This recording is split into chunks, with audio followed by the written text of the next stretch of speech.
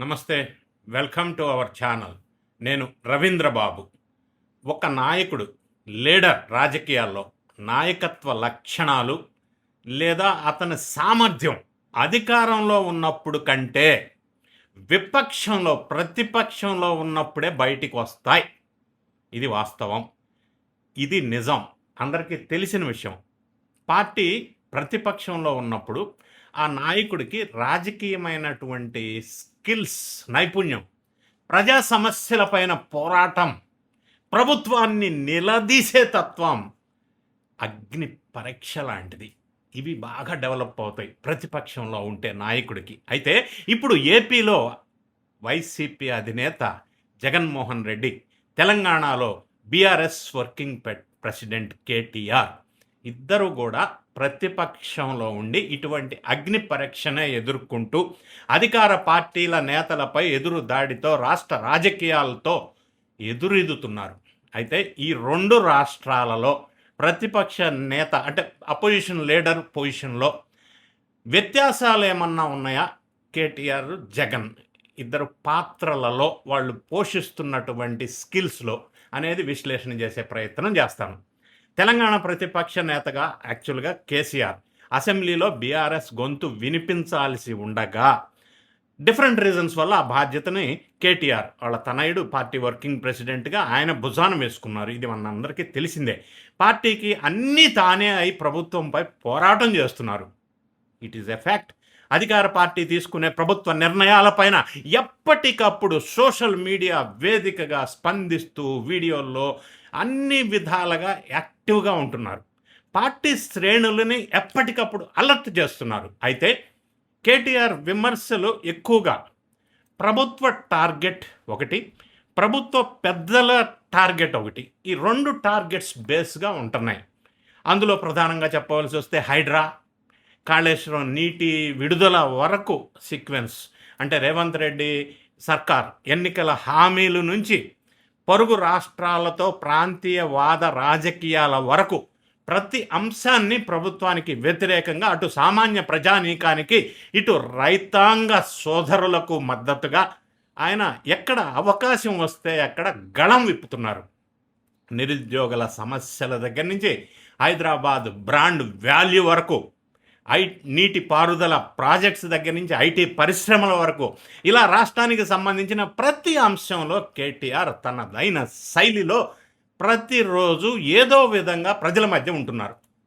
తెలంగాణ ప్రతిపక్ష నేత సంగతి ఇలా ఉంటే, మరి అటు ఆంధ్రప్రదేశ్లో ప్రతిపక్ష హోదా లేని ప్రతిపక్ష పార్టీ అధ్యక్షుడు జగన్ రెడ్డి గారు విషయం ఒకసారి పరిశీలించినట్టయితే, టెక్నికల్గా చెప్పాలంటే 2024 ఎలక్షన్స్ రిజల్ట్స్ని బట్టి ఆయన ప్రతిపక్షమన్నదే లేదు అని చెప్పాలి. కానీ వైసీపీ కేవలం 11 సీట్స్తో కనీసం ఆ హోదా ఇవ్వకపోయినప్పటికీ ఆయన ప్రతిపక్షంలో ఉన్నాడు, ప్రతిపక్షానికి నాయకుడు, అది మనం చెప్పాలి. ప్రభుత్వానికి ప్రత్యర్థిగా ఉన్నది ఒక్క వైసీపీ పార్టీయే కాబట్టి జగన్కి అనధికార ప్రతిపక్ష హోదా ఇవ్వాల్సిందే, అసెంబ్లీ ఇచ్చినా ఇవ్వకపోయినా. అయితే విపక్ష నేతగా ఏపీలో జగన్ పాత్ర ఎలా ఉంది, ఏ విధంగా పెర్ఫామ్ చేస్తున్నారు? వైసీపీ 2.0 అంటూ జగన్ చేస్తున్నటువంటి నేరస్తులు, రౌడీ మూకలు, గంజాయి బ్యాచీలు, పరామర్శల పేరుతో యాత్రలు, ఊరేగింపులు, రప్ప నినాదాలతో ఏమి బలపరుస్తున్నాయి? ప్రజా సమస్యల్ని వెలిగి తీయగలుగుతున్నారా అనేది ప్రతి ఒక్కరూ క్వశ్చన్ చేసుకోవాల్సిన అవసరం ఉంది. ఫర్ ఎగ్జాంపుల్ ఇంకొక అంశం తీసుకుంటే తిరుపతి కల్తీ లడ్డు వివాదం కావచ్చు, రాష్ట్ర రాజధానిగా అమరావతి వర్సెస్ మావిగన్ దగ్గర నుంచి ఇట్లా రకరకాలు, తెలుగుదేశం పార్టీ కార్యాలయం మీద దాడికి కారణమైన వాళ్ళని ప్రొటెక్ట్ చేయటం దగ్గర నుంచి లేటెస్ట్గా చీదిరి అప్పలరాజు కొడుకు హిట్ అండ్ రన్ కేసులో ఒక మనిషి చావుకు కారణమైతే అది కూడా పరామర్శ యాత్ర దగ్గర నుంచి ఈ పర్యటనలు కేవలం పార్టీ క్యాడర్ ఉత్సాహానికే పరిమితం అవుతున్నాయా? ప్రజా ప్రయోజనం ఉందా అని జస్ట్ ఆస్కింగ్. ఈ యాత్రలన్నీ కూడా పార్టీ పునర్నిర్మాణం కోసం, పార్టీ క్యాడర్కి భరోసా కోసం, పార్టీ నేతల ఉనికిని కాపాడుకోవటం కోసం పనికి వస్తాయేమో, కానీ వాటి వల్ల ఈ వైసీపీకి జరిగినటువంటి రాజకీయ లబ్ధి ఏమన్నా ఉందా అనేది చెప్పాలా, ప్రజలు చెప్పాలి. అలాగే జగన్ పర్యటనలు ప్రజా సమస్యల కోసం కాకుండా పార్టీ ప్రయోజనాల కోసం అన్న వాదన స్థానికంగా నానాటికి బలపడుతుంది. అందులో కూడా కొంతమంది నేరస్తులని ఈయన ప్రొటెక్ట్ చేయటం అనేది ఏం మెసేజ్ వెళ్తుంది? It's a big question. దానికి తోడు జగన్ ఏపీలో కంటే కూడా జనరల్గా బెంగళూరు బేస్డ్ కదా, ఆయన గెస్ట్ ఫ్యాకల్టీ, ఎక్కువ సమయం బెంగళూరులో ఉంటారు, వీలైనప్పుడు ఇక్కడికి వస్తారు. మరి ఇదొక మైనస్ పాయింట్ కాదా?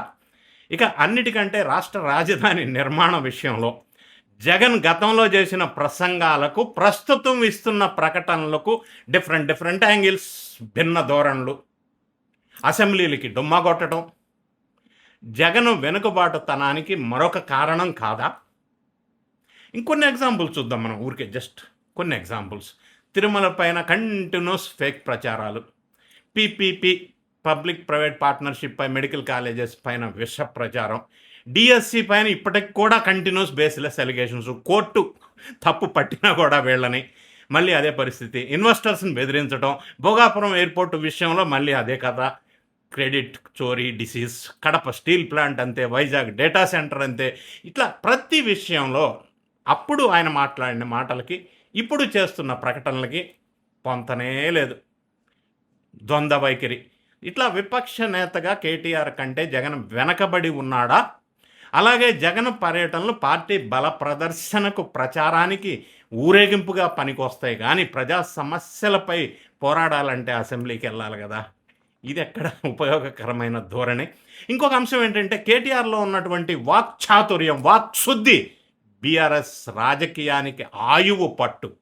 కానీ జగన్ రెడ్డి గారు ప్రెస్ మీట్లు, సోషల్ మీడియాకి మంచి విందు భోజనం, ఒకసారి ప్రెస్ మీట్ పెట్టాడంటే వారం రోజుల పాటు సోషల్ మీడియాలో ఇదే మీమ్స్ నడుస్తాయి.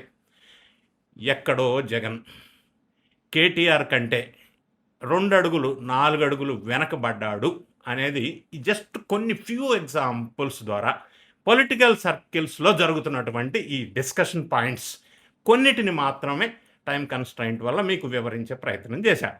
మరి మీరేమనుకుంటున్నారు?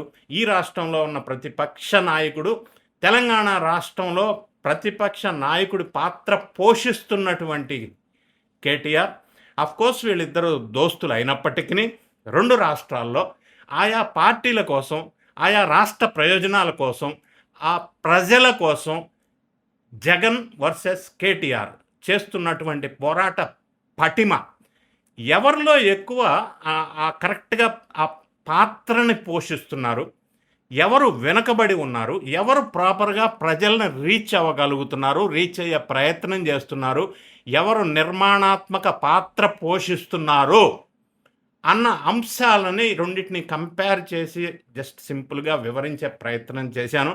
ఈ వీడియో నచ్చినట్టయితే 2 రాష్ట్రాల్లో ఆయా పార్టీ శ్రేణులు దీన్ని పరిశీలించండి, షేర్ చేయండి, నచ్చితే లైక్ చేయండి. Thank you so much for watching.